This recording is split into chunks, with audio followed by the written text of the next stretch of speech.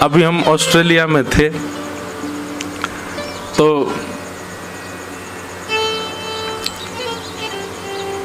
एकादशी के दिन व्रत वाला पास्ता ठाकुर जी को वहां बनाया। महाराज जी व्रत वाला है। मैंने काय का है? कूटू का है क्या? कूटू का पास्ता। अब ये पता है क्या है, तो जो लोग करते हैं उनको कोई ऐसा नहीं कि उनकी मैं निंदा कर रहा हूं, वो बुरा भी नहीं माने। कलयुग है भाई, इतना कर रहे हो यही बहुत है। भगवान नहीं करे कभी। आजकल वो भी एक नाम चलता है ना, कबाब, बोलने में ही विचित्र लगता है, उसमें भी वेज जोड़ देते हैं लोग आगे।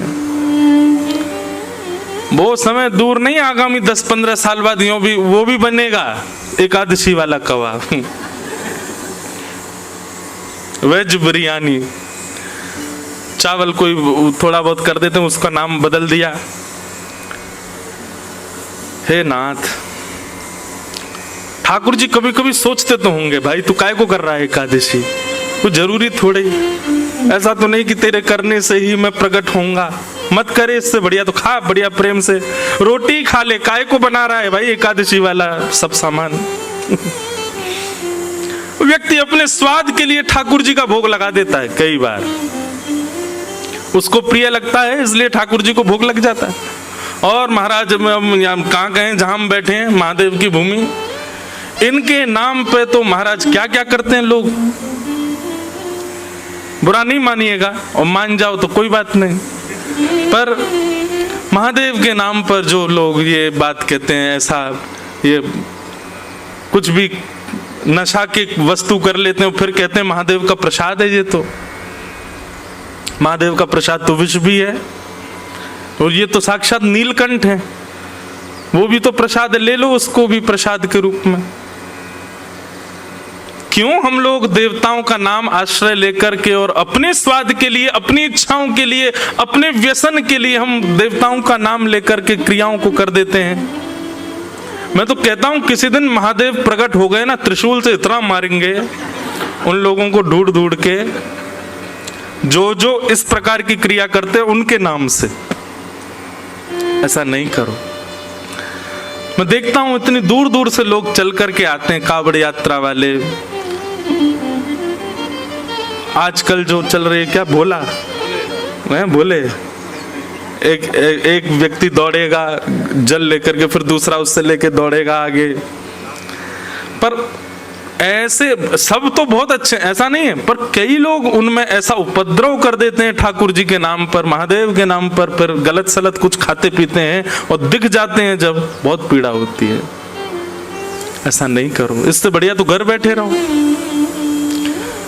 आपको पता है व्यसन आप स्वच्छंद कर लो, वैसे तो करना ही नहीं चाहिए, लेकिन भाई फिर भी व्यसन कोई स्वच्छंद कर रहा हो उसको पाप तो लगता है, पर जो ठाकुर जी के नाम पे व्यसन करता है उसको तो महापाप लगता है। व्यसन करना ही वैसे ही कर लो, इनका नाम आश्रय क्यों ले रहे हो? ये सब नहीं। तो भगवान के भोग में द्वारिका में तो एक मुझे नई बात पता चली। द्वारिका के हम तो सेवक लोग हैं ना, तो पूछते रहते हैं सेवा कैसे हो रही है, यहाँ पे प्रसाद का रूप क्या है, क्या है, सब जगह का अलग अलग भाव है। तो द्वारिका में तो ऐसा सुनने में आया, वहां की रसोई में हम मैया से पूछ रहे, मैंने मैया ठाकुर जी को भोग में कैसी वस्तु पधराते हैं? उन्होंने इतना सुंदर एक शब्द में उत्तर दिया, बोले जिस व्यंजन को पाने के बाद जब आपको उसकी बब सामे, उसकी डकार आवे, उसमें सुगंधी ना हो, उसमें कोई स्वाद ना हो, ऐसी वस्तु ठाकुर जी को भोग में पधराई जाती है। जिसके पाने के बाद में उसका स्वाद जो है वो केवल हवा मात्र रहे, उसमें कोई सुगंधी या कोई स्वाद ना उत्पन्न होता हो, ऐसे व्यंजन ठाकुर जी को पधराए जाते हैं। नई बात, उनमें तो बहुत सारी चीजों का निषेध हो जाता, मूली का निषेध हो गया, गाजर का निषेध हो गया। तो बड़ी बड़ी प्रणाली हमारे वैष्णवों ने करी हैं, उसके अनुसार, संप्रदाय अनुसार, अपने भावानुसार उनका पालन किया जाता है। कृष्णोपासन लालसा। द्वारिका में नारद आदि संत क्यों विचरण करते हैं? बोले कृष्ण की उपासना की लालसा से। तो हमारे जितने भी अवगुण हैं वो अवगुण ही भक्ति बन जाएंगे यदि उसमें ठाकुर जी का भाव विद्यमान हो जाए। क्रोध है, यदि वो संसार मनाओगे ठाकुर जी से हो जा नाथ, सुना है तारे हैं तुमने लाखों, हमें जो तारो तो हम भी जाने। सुना है तारे हैं तुमने लाखों, हमें जो तारो तो हम भी जाने। अब ये एक सूक्ष्म क्रोध है ठाकुर जी से, आपने इतने तार दिए नाथ, हमने क्या बिगाड़ा आपका? आप जैसे कहते हैं वैसे रहता हूं, जैसा आपका शास्त्रों में वर्णन है वैसे रहने का प्रयास करता हूं, सच बोलता हूं, झूठ से दूर रहता हूं, सब कुछ व्यवस्थित करके चलता हूं। अच्छा बंधु, एक प्रश्न आता है मन में, बहुत ध्यान से सुनना। हमको भी 1 महीना बाद माइक मिला है ना, आज हम 1 महीना बाद, 1 महीना से सबसे ज्यादा याद आई मुझे व्यासपीठ की। इतना स्मरण हो रहा था कब बैठूं कब कुछ सुनाऊं। वहां पे भी सुनाता था, करने तो आराम गया था, 2 दिन में ही आराम हो गया मेरा। तीसरे दिन से यूं लगे अब तो आराम, अब तो नींद ही नहीं आ रही, क्या करें। तो हमने छोटे छोटे मीट एंड ग्रीट रखे। कथा तो अकेले थोड़ी, पूरी टीम यहीं थी, हम अकेले कैसे कथा करें। तो लोग बागों को बोल देते थे हाँ भाई यहाँ रुके, आ जाओ। इतनी भीड़ आती, उनके बीच में बैठ के थोड़ी बहुत देर सत्संग करते। एक दिन एक बालक ने वहां पर एक प्रश्न किया और उससे इतना सुंदर भाव ठाकुर जी ने प्रेरणा देकर के उत्तर दिलाया। अधिकतर लोगों के मन में ये प्रश्न होता है महाराज जी, व्यसन करने वाले, उल्टे सीधे काम करने वाले लोग कभी कभी ज्यादा सुखी दिखाई देते हैं। भक्ति पथ पर चलने वाले, यम नियम आसन प्रत्याहार ध्यान धारणा समाधि का पालन करने वाले, जप करने वाले, बिना प्याज लहसुन का प्रसाद पाने वाले, रात्रि जल्दी सो जाने वाले, सत्य का आचरण करने वाले लोग कभी कभी दुखी दिखते हैं। भगवत आराधन करने वाले लोगों के जीवन में कभी कभी संकट ज्यादा दिखाई देते हैं, कष्ट ज्यादा दिखाई देते हैं, और व्यसनी पामर जीव कभी कभी बड़े प्रसन्न दिखते हैं। ऐसा क्यों? इसका भगवत कृपा से एक उत्तर मन में आया, बहुत ध्यान से सुनना। सीधी बात है, जिसके घर में रहते हो, जिसके देश में रहते हो, जिसके नगर में रहते हो, यदि उसके बनाए नियमों का पालन नहीं करोगे तो दुखी रहोगे। हम लोग कलयुग में रहते हैं और पालन करते हैं सतयुग का। रहते कहां पर हैं? कलयुग में। और पालन क्या कर रहे हैं? सतयुग का। सुबह जल्दी उठेंगे, बताओ 5 बजे से कथा, आज सॉरी 5:30 बज गए हैं, कल 5 बजे बैठ जाऊंगा मैं। कल आप और जल्दी 4:45 तक आ जाना। आज भी आ ही गए होंगे, हम ही हैं ऐसे, क्या करें। तो आप रहते कलयुग में हो और पालन करते हो सतयुग का। कलयुग को ये बात अच्छी लगेगी? नहीं लग सकती। तो कलयुग क्या करता? अब वो आप पर कुछ प्रहार तो कर नहीं सकता, तो वो क्या करता है? कलयुग का पालन करने वाले लोगों को सुंदर बना करके, सुखी बना करके आपको दिखाता है। कलयुग देख, मांस खाने वाला, मदिरा पीने वाला, उल्टे सीधे काम करने, देख कितना सुखी घूम रहा है, और तू देख राम राम जपता है फिर भी कितना दुखी है।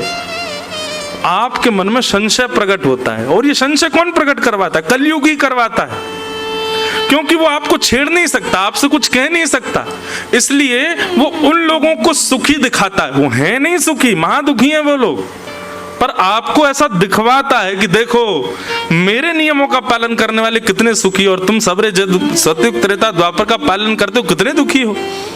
और इसी प्रभाव में आकर के कई लोग नाम जप छोड़ देते हैं, कई लोग भक्ति पथ छोड़ देते हैं, कई लोग कथा साधन छोड़ देते हैं। क्यों? वो ज्यादा सुखी हैं।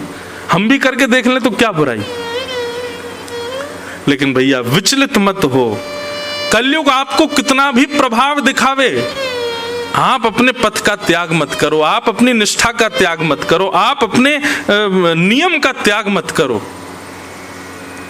लगे रहो बस अपने क्रम पर।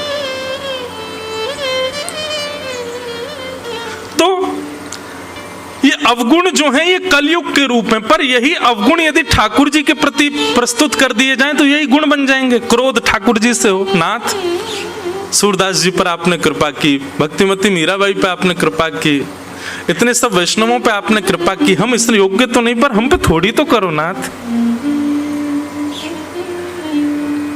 क्रोध, लोभ, लोभ कैसा हो ठाकुर जी के प्रति? यदि पता चल जाए कि वो इतना नाम जप करते हैं तो लोभ जगे, मैं उनसे ज्यादा करूंगा। ये लोभ अब संसार में है तो फिर विषय बन जाता है, ठाकुर जी की भक्ति में आ जाए तो यही प्रेम लक्षणा भक्ति बन जाता है।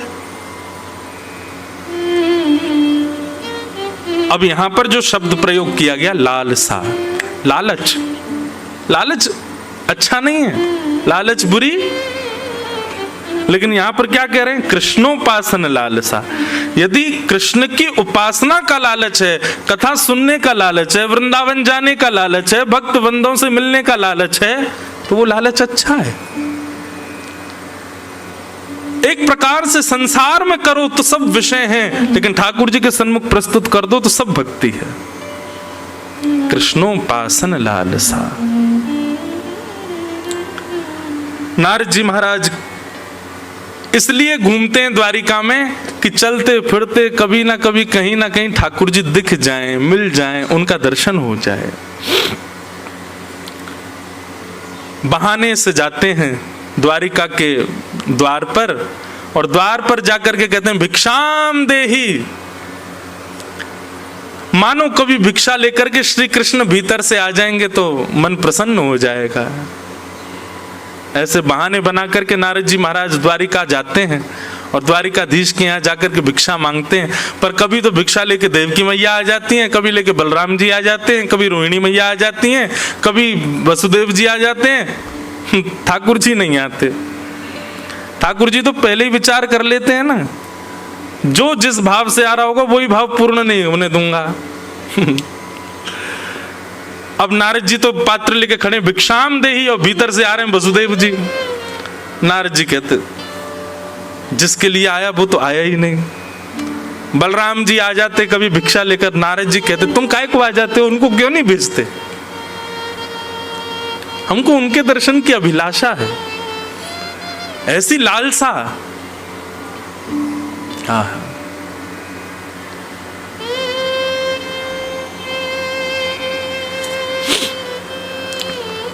श्री नारद जी आज जब गए भिक्षा लेने के लिए तो वसुदेव जी आए, भगवान श्री कृष्ण के पूज्य पिताजी, और भिक्षा लेकर के जैसे ही आए, भिक्षा देकर के उन्होंने नारद जी के चरण पकड़ लिए। बोले हे नारद जी, मेरे मन में कुछ संशय हैं, कुछ प्रश्न हैं, कुछ भाव हैं, आप मेरे पास बैठो, मुझे आपसे पूछना है। और यहीं से नवयोगेश्वर संवाद प्रारंभ होता है। नारद जी बोले क्या संशय है आपका, बताओ। तो भगवान श्री कृष्ण के पूज्य पिताजी श्री वसुदेव जी कहते हैं, नारद जी, पूरा विश्व जिनको प्राप्त करना चाहता है, पूरा विश्व जिनको भजता है, ऐसे परमात्मा श्री कृष्ण मेरे पुत्र हैं। मैं चाह करके भी उनका भजन नहीं कर पाता, मैं चाह के भी उनकी आराधना नहीं कर पाता, मैं चाह करके भी उनको प्रणाम नहीं कर पाता, क्योंकि वो मेरे पुत्र हैं। तो मैं कैसे उनकी भक्ति करूं, मैं कैसे उनका आराधन करूं, मैं कैसे उनको प्रणाम करूं, मैं कैसे उनका वंदन करूं? कृपा करके आप वैष्णव हो, आप मेरा मार्गदर्शन करो। कैसा प्रश्न है वसुदेव जी का, अपने पुत्र को भजना चाहते हैं, वो प्रश्न कर रहे हैं। तब नारद जी महाराज कहते हैं, बोले इस प्रश्न के उत्तर में तो मैं आपको वो संवाद सुनाऊंगा जो एक बार राजा निमि को 9 योगेश्वरों ने सुनाया था। यही नवयोगेश्वर संवाद। और यहीं से श्री नारद जी महाराज योगेश्वर संवाद कहना प्रारंभ करते हैं।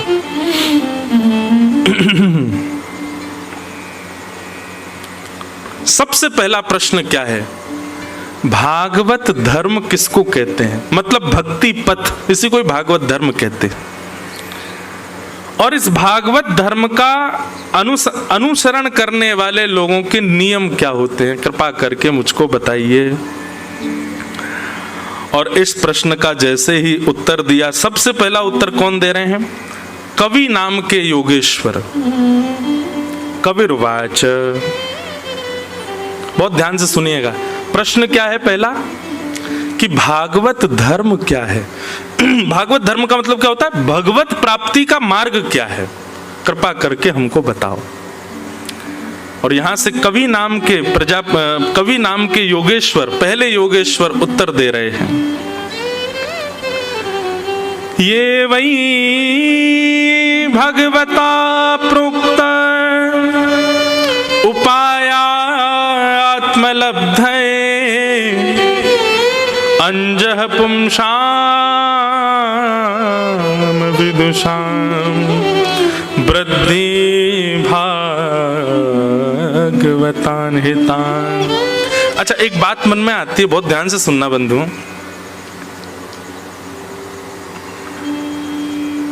भक्ति में सबसे बड़ी उपलब्धि क्या है?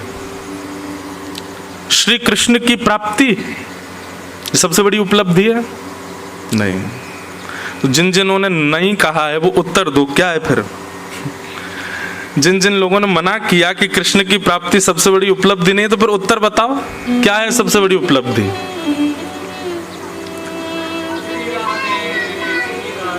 क्या कह रहे हैं? वाह भैया, बहुत अच्छी बात है।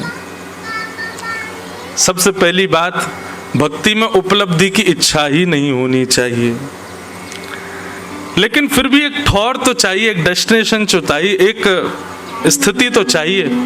वो क्या है? एक छोटे से उदाहरण से समझिएगा। जिन यदुवंशियों को साक्षात श्री कृष्ण प्राप्त हो गए, वही श्री कृष्ण यदुवंशियों का हाथ पकड़ करके सत्संग में बैठाते हैं। समझ में आई बात? श्री कृष्ण की प्राप्ति भक्ति में सबसे बड़ी उपलब्धि नहीं है, पर हाँ, इतने वैष्णव मिलकर के भगवत चर्चा कर रहे हैं, ये भक्ति की सबसे बड़ी उपलब्धि है। और वो भी ऐसे माहौल में, ऐसे समय पर, ऐसे स्थान पर, ऐसी बेला में बैठ करके ये सत्संग करना निश्चित ही भगवत बड़ी कृपा है हम आप सब लोगों के ऊपर। ठाकुर जी का बड़ा अनुग्रह। ठाकुर जी निश्चित ही प्रसन्न तो नहीं होंगे हमसे, लेकिन हाँ, हमको देख के मुस्कुराते तो होंगे थोड़े थोड़े। उसी का ये फल है कि हमको ये सत्संग प्राप्त है। और इसका उदाहरण क्या है कि ठाकुर जी को प्राप्त करने वाले वैष्णवों को भी ठाकुर जी कहते हैं कि तुम लोग सत्संग करो, मेरा चिंतन करो, मेरा भजन करो। ध्रुव जी महाराज को 5 वर्ष की आयु में ठाकुर जी मिल गए। उसके बाद भगवान ने 36,000 वर्ष के लिए उनको कहा कि तुम शासन करो। 36,000 वर्ष बाद ध्रुव जी महाराज बोले कि मेरे अंदर क्रोध कैसे आ गया, मेरे अंदर ये क्रोध का जन्म कैसे हो गया? मैंने तो भगवान का साक्षात्कार किया है। ऐसा प्रसंग आता है कि ध्रुव जी महाराज ने यक्षों का वध किया था क्रोध में आकर के। ध्रुव जी को क्रोध कैसे आ गया? तब ध्रुव जी को कहते हैं कि तुमको भगवान का दर्शन तो किया, तुमको भगवान तो प्राप्त हो गया, लेकिन तुमको सत्संग नहीं मिला। गोपियां, रास पंचाध्याय में प्रसंग आता है कि जब भगवान श्री कृष्ण उनके साथ में विचरण करने लगे, विहार करने लगे, तो भगवान कृष्ण प्राप्त हो गए, लेकिन प्राप्त करने के बाद भी गोपियों के चित्त में सूक्ष्म अहंकार आ गया। तुरंत ठाकुर जी अंतर ध्यान हो गए। क्यों? क्योंकि मैं तो मिल गया हूं, लेकिन इनको सत्संग नहीं मिला है। तब किशोरी जी उनके समीप आती हैं और यमुना के तट पर बैठ करके गोपियां अच्छा, एक बात बोलूं, मन में एक भाव आता है। ये गोपी गीत के जो भाव है ना, गोपी गीत के जो श्लोक है ना, ये गोपियां गा रही हैं, पर इन श्लोकों की रचयिता तो हमारी श्यामा जी हैं, हमारी किशोरी जी हैं, वही गवा रहे हैं। तो कृष्ण तो मिल गए गोपियों को, लेकिन उसके बाद भी गोपियों के चित्त में अभिमान तो आ गया। तो एक बात निश्चित हो जाती है कि भगवत प्राप्ति ये भक्ति में उपलब्धि नहीं है, क्योंकि ठाकुर जी के मिलने के बाद भी कई भक्तों में दोष प्रकट हुए हैं। लेकिन वही भक्त जब सत्संग में जाता है, ठाकुर जी की रस चर्चा का श्रवण करता है, तो गाने लगता है, तब कथामृतम तप्त जीवनम कविभिरीडितं कल्मषापहम् श्रवणमङ्गलम् श्रीमदाततं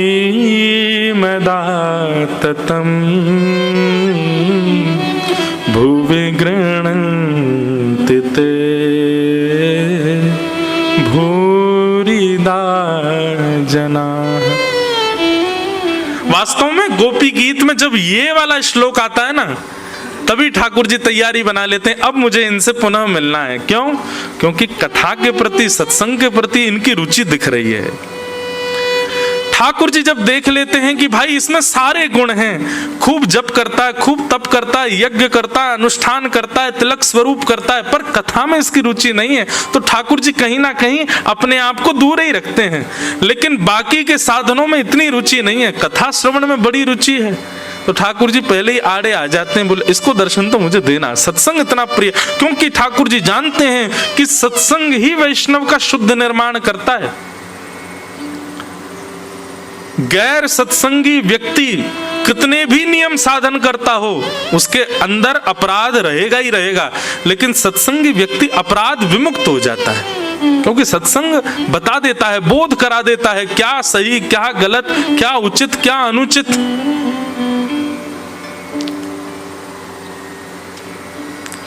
तो भक्ति में उपलब्धि क्या है? आप रात्रि में सो रहे हैं और नींद नहीं आई, तो नींद ना आने पर आप सोशल मीडिया नहीं देख रहे हो, नींद ना आने पर आप YouTube पर जाते हो, किसी अच्छे रसिक जन की सुंदर वाणी चला करके उसको श्रवण करने लगते हो। ऋषिकेश से दिल्ली की ड्राइव कर रहे हैं तो गाड़ी में कोई भद्दे गीत ना चला करके किसी भगवत रसिक की वाणी सुनते हुए जा रहे हो। अपने समय में, अपने जीवन में, अपने दिन में एक क्षण का भी अवकाश जब मिलता है, एक क्षण के लिए भी जब आप खाली होते हो, उस क्षण में आप अपनी इंद्रिय विषयों की तरफ ना जाकर के भगवत वार्ता को प्रायोरिटी देने लग जाओ, तो समझ जाना अब भगवत उपलब्धि प्राप्त हो रही है।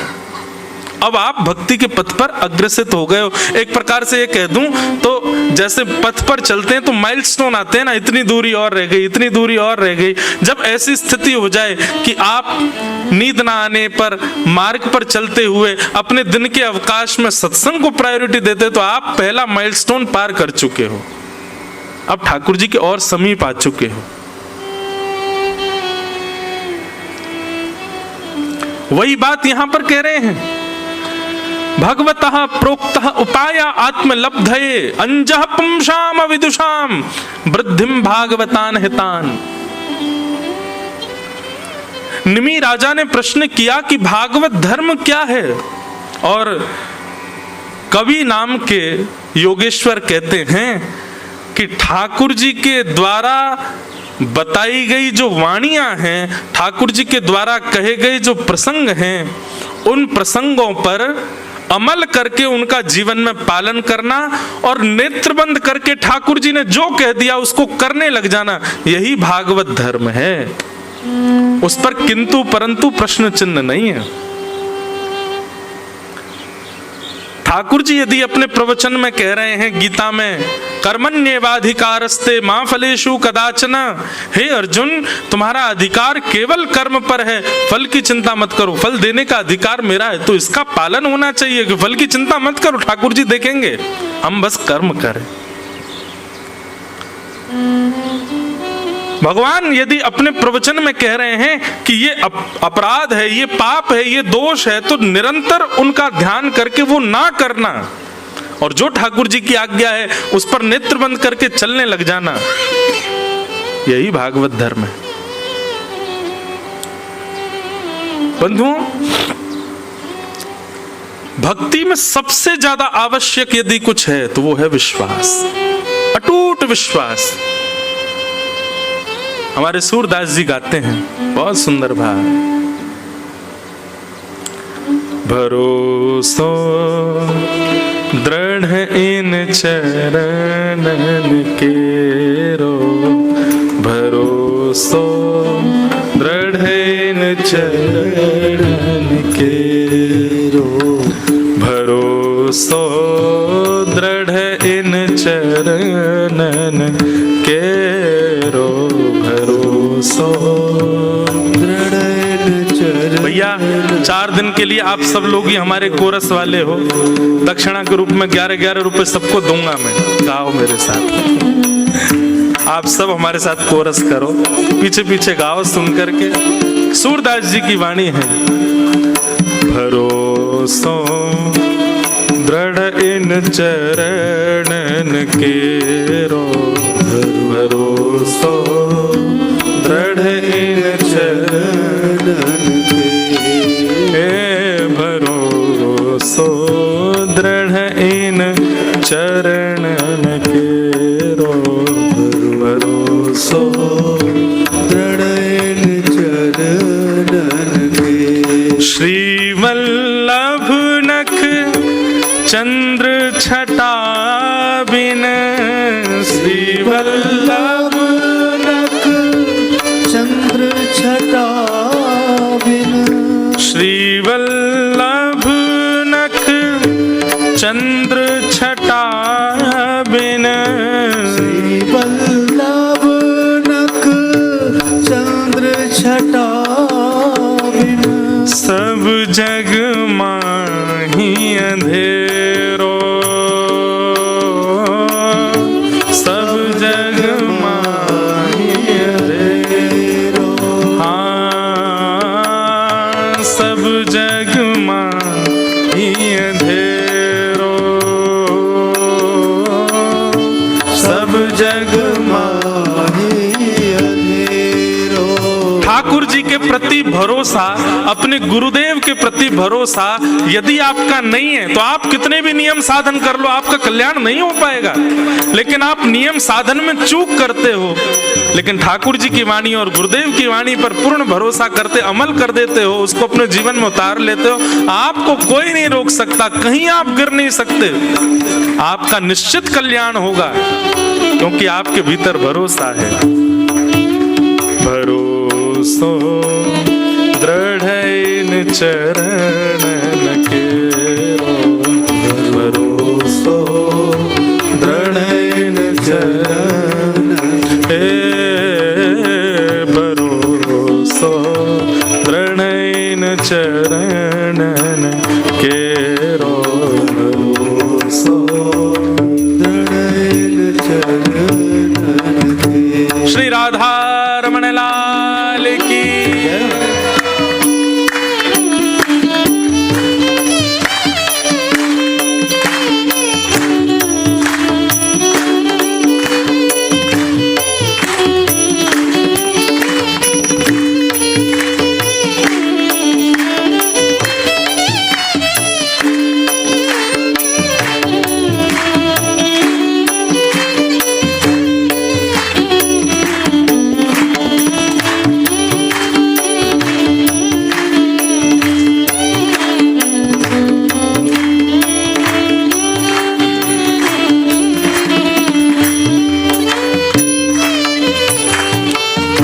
साधन और नाहिया कली में साधन और नाहिया कली में साधन और नाहिया कली में साधन और नाहिया कली में जा होत निवेरो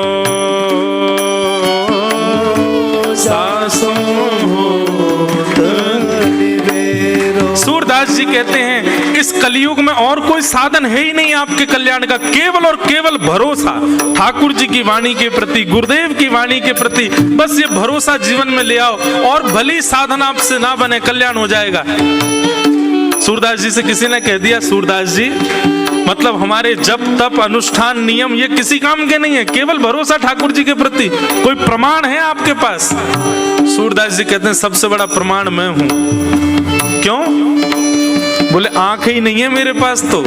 सूर कहाँ कहे दुविध आंधरो, मेरे पास तो नेत्र ही नहीं है, मैं देख ही नहीं सकता। लेकिन फिर भी ठाकुर जी के अद्भुत रूप श्रृंगार का मैं दर्शन कर पाता हूँ। ठाकुर जी की लीला मुझे दिख जाती है। आज हरि देखे नंगम नंगा, मोतिन माल गले और साजे, छवि के उठत तरंगा। कैसे दिख जाते हैं, नेत्र तो है ही नहीं मेरे पास में। शोभित कर नवनीत लिए, घुटरुन चलत रैणु तन मंडित, गो रोचन तिलक किए। ये लीला मुझे कैसे दिख जाती है, मैं तो देख ही नहीं सकता। मैंने कोई जप नहीं किया, तप नहीं किया, साधन नहीं किया, केवल और केवल भगवत वाणी और गुरुदेव की वाणी पर अटूट भरोसा रखा, और उसी का ही ये परिणाम है। सूर कहाँ कहे दुविध आंधरो, सूर कहाँ कहे दुविध आंधरो, बिना मोल को चेरो, बिना मोल को चेरो। भरोसो दृढ़ इन चरणन केरो, भरोसो दृढ़ इन चरणन केरो, भरोसो दृढ़ इन चरणन केरो, भरोसो दृढ़ इन चरणन केरो, भरोसो दृढ़ इन चरणन केरो, भरोसो दृढ़ इन चरणन केरो। सूर कहाँ कहे दुविध आंधरो, बिना मूल को चेरो, भरोसो दृढ़ इन चरणन केरो। तो भागवत धर्म क्या है, पहला प्रश्न है। अगर नवयोगेश्वर संवाद चले तो प्रश्न और उत्तर दोनों यहां से जाने के बाद कक्ष में लिख लिया करना कि आज प्रश्न क्या किया था और आज उत्तर क्या मिला था।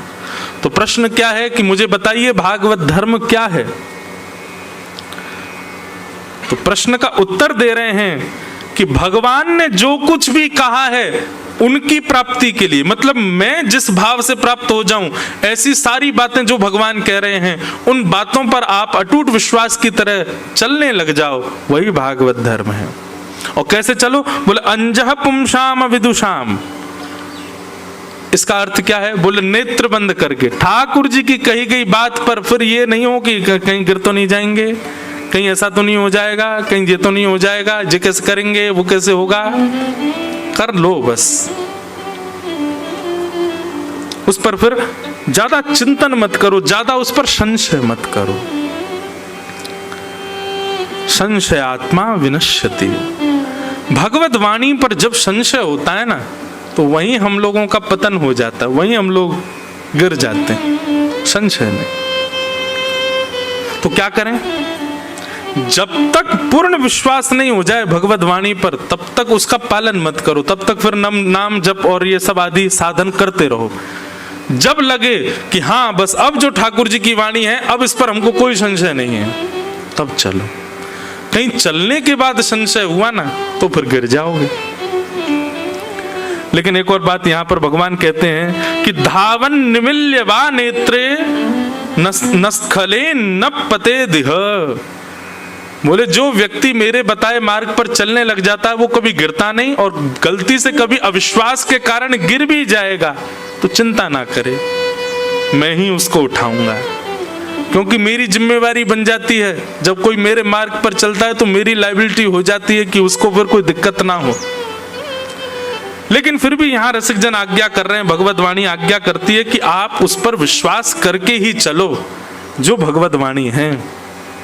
भगवत वाणी क्या है, पूरी भागवत भगवत वाणी है, रामायण भगवत वाणी है, भगवत गीता भगवत वाणी है। व्यास मंच पर बैठ करके व्यास जन बुद्धि विवेक के साथ, आजकल व्यास मंच से भी कुछ भी कह दिया जाता है,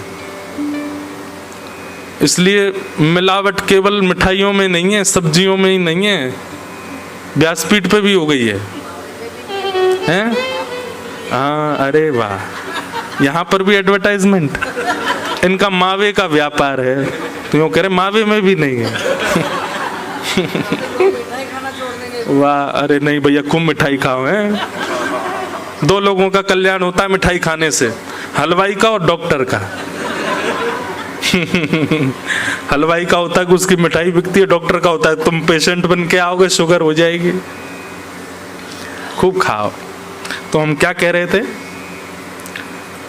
मिलावट सब जगह हो गई। तो आजकल तो ये भी बुद्धि विवेक रखना पड़ेगा आपको कि किसकी बात माने। जब संत का रूप रावण धारण कर सकता है, तो आजकल कहीं कहीं जो है व्यास मंच का भी स्वरूप थोड़ा थोड़ा बिगड़ गया है, कुछ भी बोल देते हैं लोग।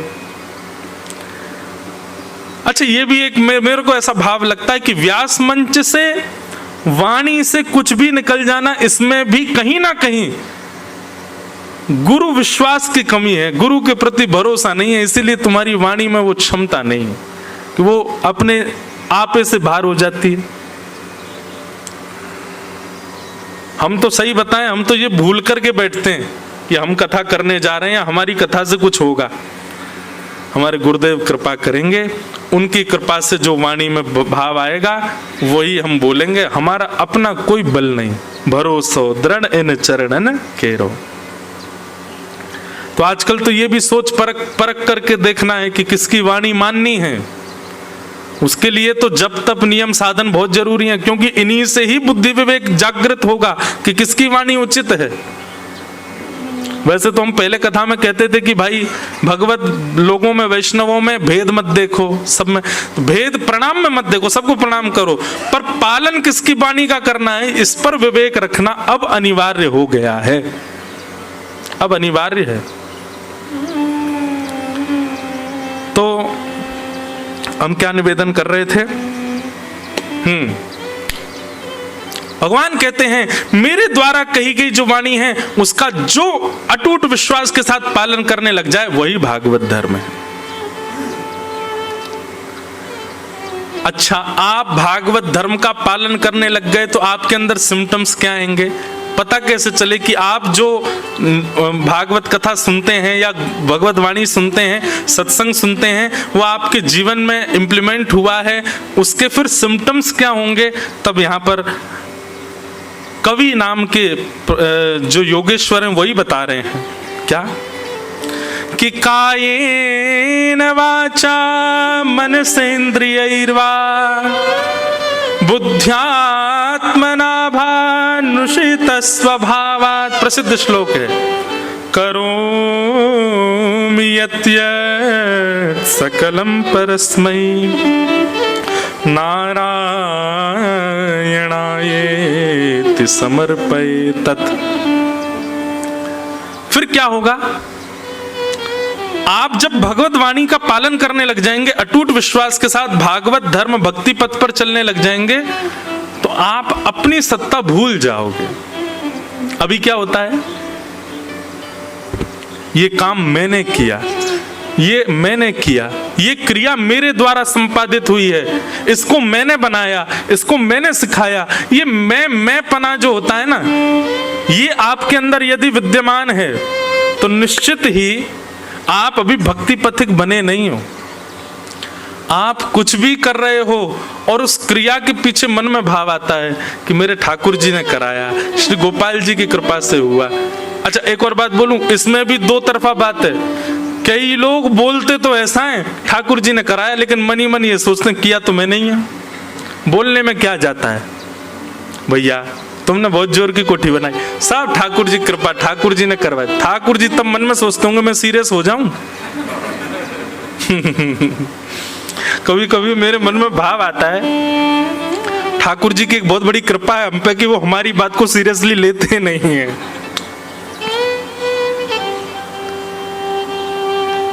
तेरा तुझको अर्पण क्या लागे मेरा, ओम जय जगदीश हरे। ठाकुर जी इस बात को ना ऐसे ही नकार देते होंगे, ठीक है बोले मत ज्यादा। तेरा तुझको है, भगवान कभी सीरियस हो गए तो क्या होगा। ये सब आपका है नाथ, मेरा घर आपका, मेरी गाड़ी आपकी, ला चाबी दे घर की। निकल तू जा, ऋषिकेश में रह गंगा किनारे। भगवान मैं तो बस बोल रहा था, आप सीरियस क्यों हो गए? ठाकुर जी की बहुत बड़ी कृपा है कि वो हमारी बात को सीरियसली लेते नहीं है। लेकिन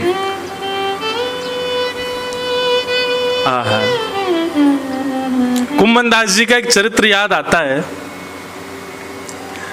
कि कुम्मन दास जी जिस कुटिया में रहते थे, मैं बताता हूं कभी कभी कथा में, उनके बगल वाले कुटिया में एक वैश्या रहती थी।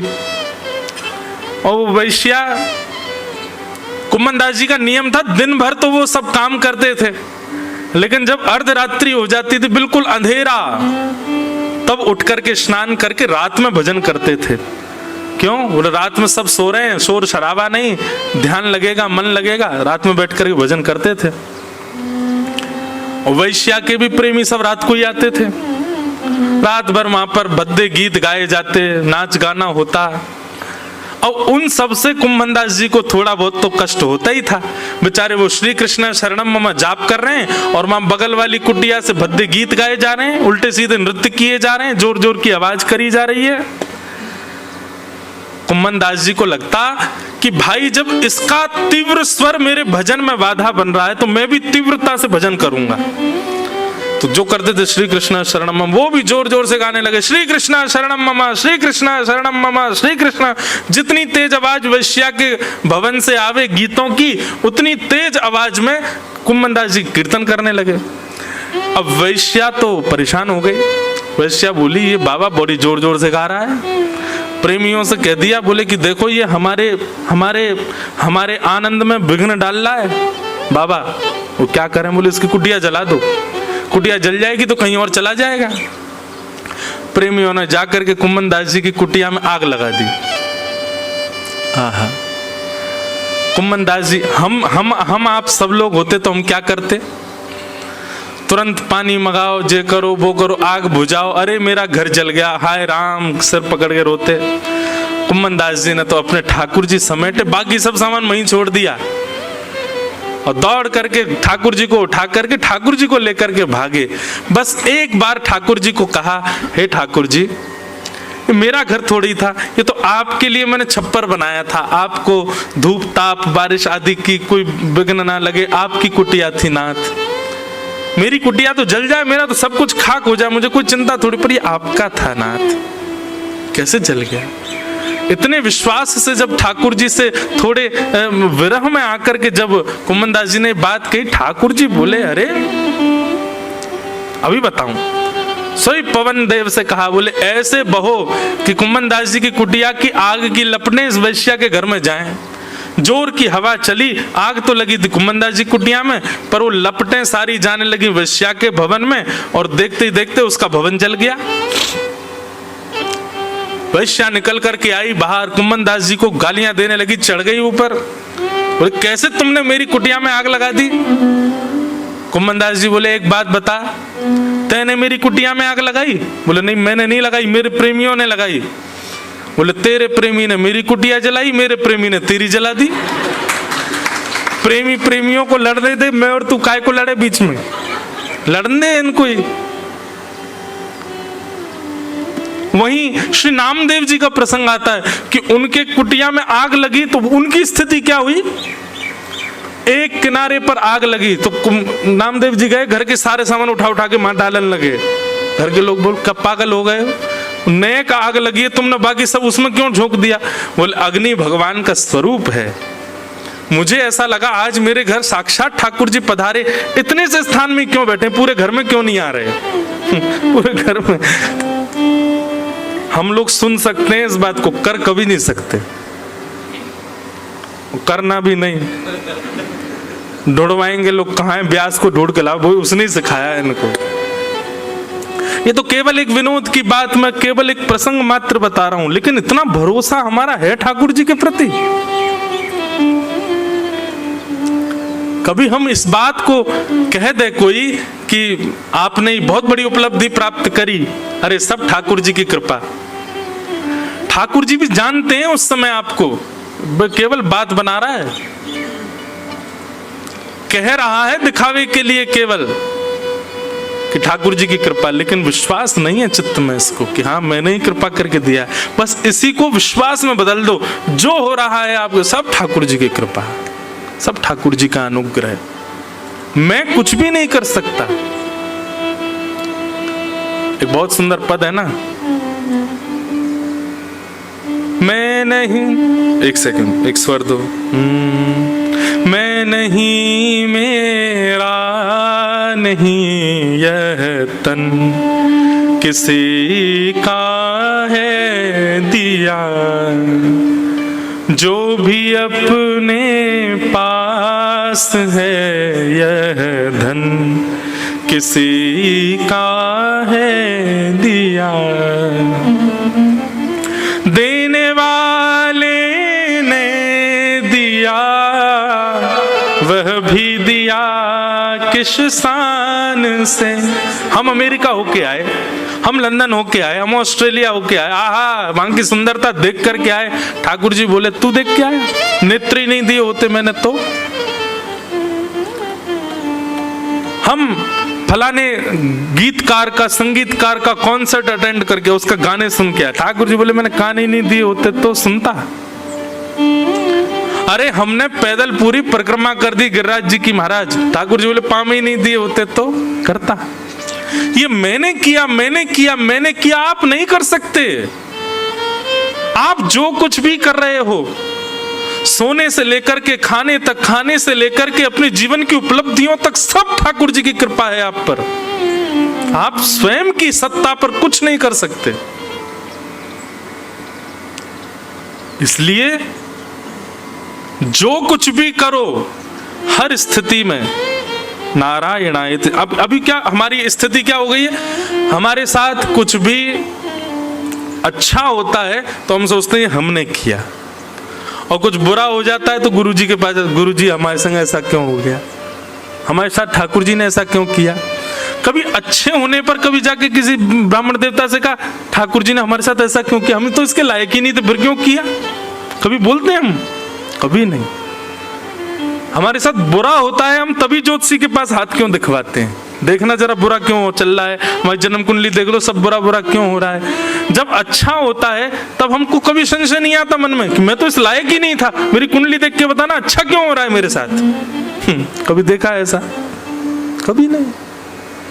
क्योंकि अच्छे पर हमको ये लगता है ये हम कर रहे हैं, और बुरे पे हमको ये लगता है ठाकुर जी हमको, ठाकुर जी पे इतना समय है, इतने इतने खाली बैठे हैं ठाकुर जी, इतने खरब अरब जनसंख्या के, और उसमें भी महाराज छोड़ो, आपको केवल पृथ्वी दिखाई दे रही है, आपको केवल उतना दिखाई दे रहा है जितनी आंखों की क्षमता, ब्रह्मांड उससे कई गुना ज्यादा बड़ा है। एक बार प्रिया प्रियतम की लीला चल रही थी वृंदावन में, ललिता विशाखा दोनों पहरेदारी कर रही थी। इतने में ब्रह्मा जी आए, कोई बहुत इंपॉर्टेंट मीटिंग करनी थी उनको भगवान से, ब्रह्मांड के रिगार्डिंग कुछ निर्णय लेना होगा। तुरंत आ गए वृंदावन। ललिता विशाखा जी बोली रुकिए रुकिए रुकिए, कहाँ जा रहे हैं आप?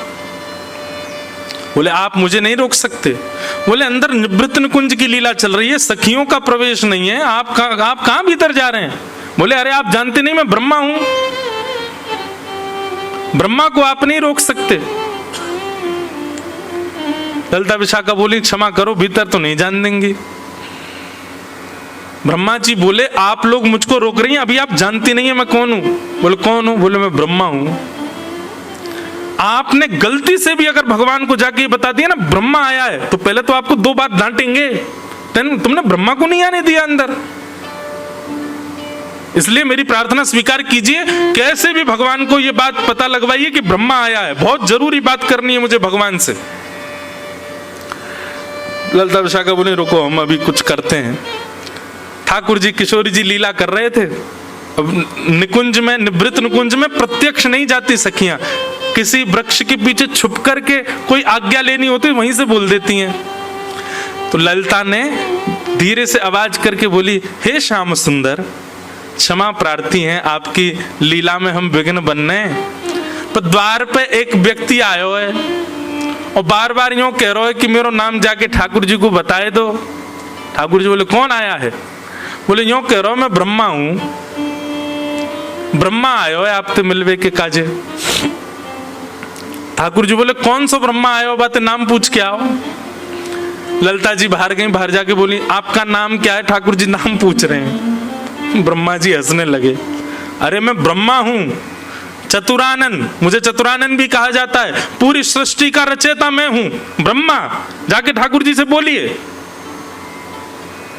आदि कवि ब्रह्मा, आदि सृष्टि रचयिता ब्रह्मा, चतुरानन ब्रह्मा, ये सब मेरी उपाधियां, जाके बता दो भगवान को।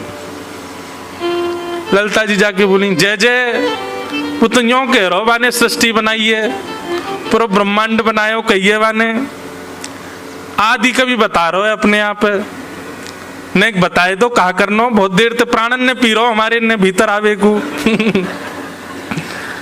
ठाकुर जी बोले ब्रह्मा ते जाके कहो श्री कृष्ण के शरीर में जितने रोए हैं ना, प्रत्येक रोए में 1-1 करोड़ ब्रह्मांड है और हर एक ब्रह्मांड में एक ब्रह्मा है। श्री कृष्ण के एक रोए में करोड़ ब्रह्मांड है, उन करोड़ ब्रह्मांड में एक ब्रह्मांड में एक ब्रह्मा है। मतलब एक रोए में कितने ब्रह्मा हो गए? 1 करोड़ ब्रह्मा। और पूरे शरीर में रोए कितने हो गए? असंख्य। तो इसका मतलब कितने? ललिता जी बोली ठीक है मैं बता दूंगी, मेरा दिमाग दर्द है जाएगा, इतना तो ना समझ पाऊंगी। बाहर जाके बोली अरे ब्रह्मा जी सुनो, श्री कृष्ण यूं कह रहे हैं उनके एक रोए में 1 करोड़ ब्रह्मांड हैं और प्रत्येक एक ब्रह्मांड में एक ब्रह्मा है, तुम कौन से ब्रह्मा हो ये बताओ। ब्रह्मा जी मूर्छित होके गिर पड़े वहीं पे, बोले ये तो मुझे आज पता चला, ऐसा मेरे अलावा भी ब्रह्मा है क्या? तो भैया आपको ये लगता है कि ये ऋषिकेश, दिल्ली हो गया, बंबई हो गया, हैं लंदन हो गया, अमेरिका हो गया, ये पृथ्वी हो गई, यही है बस। ठाकुर जी को कभी कभी याद आता होगा कि ये भी है, इतना बड़ा ब्रह्मांड है ठाकुर जी का। और उस ब्रह्मांड में, इतने विकसित ब्रह्मांड में ठाकुर जी को आपको कष्ट देने के लिए समय निकाल लें। मेरे जीवन में इतना कष्ट क्यों दिया भगवान? भगवान इतने खाली बैठे हैं क्या? उनको ये पता है क्या कि मेरे को क्या देना है जीवन में? इसलिए कष्ट आने पर कोसना बंद करो भगवान को। जो ठाकुर जी से आके कहते हैं आपने ऐसा क्यों कर दिया मेरे साथ, नाथ मेरा जीवन ऐसा क्यों कर रहे हो? भगवान ने इतनी सुंदर व्यवस्था बनाई है, इतना बढ़िया तो कोई इंजीनियर भी नहीं बना सकता किसी फैक्ट्री को, जैसा ठाकुर जी ने इस ब्रह्मांड को बनाया है। व्यक्ति अपने कर्म से भोगेगा अपने आप, जो भी भोगेगा। भगवान ने कुछ अपने हाथ में नहीं रखा कि इसको ये देना है, इसको ये देना है। कर्म सुधर जाएंगे तो बुरे कर्मों का फल कम हो जाएगा, कर्म बिगड़ेंगे तो सुधरे हुए कर्मों का फल कम हो जाएगा। अपने आप सब कुछ सिस्टमेटिक ढंग से अपने आप विविध रूप से चलता है। ठाकुर जी पर समय नहीं इतना, वो हमें कष्ट देने बैठे।